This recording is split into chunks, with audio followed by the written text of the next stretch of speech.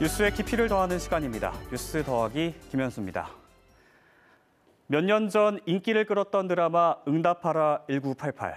우승 상금 5천만 원을 어떻게 할지 고민하는 이웃 주민에게 금리가 떨어져서 15%밖에 안 하지만 꼬박꼬박 이자가 나오고 은행만큼 안전한 곳이 없다라고 말하는 장면이 나오는데요.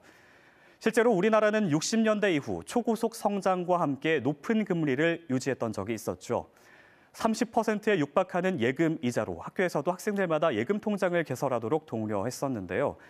그런데 우리나라 성장이 둔화되고 세계적인 경제 기조와 함께 금리는 0%, 제로 금리에 가까운 수준까지 낮아지기도 했습니다. 급기야 마이너스 금리 시대.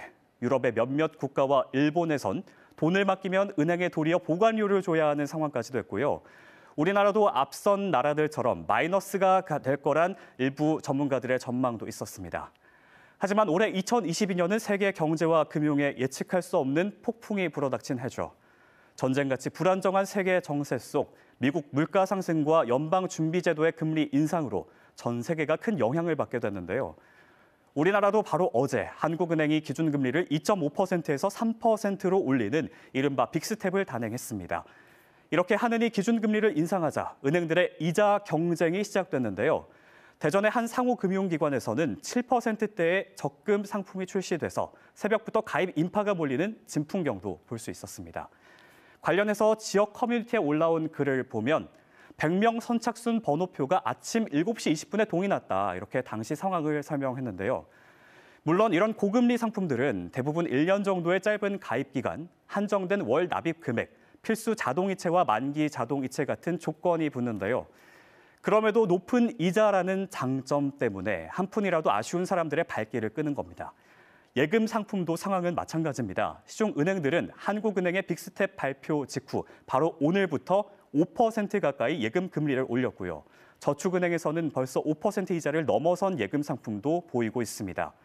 당분간 금리 인상 기조는 이어질 것으로 전망되는 가운데 어제 한국은행 이창용 총재는 연말 기준금리 3.5%를 시사하기도 했습니다.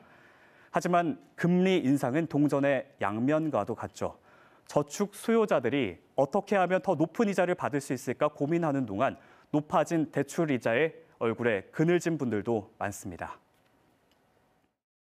이렇게 빅스텝을 연거푸 2번 하게 되면 이자 부담이 급격하게 늘어나요.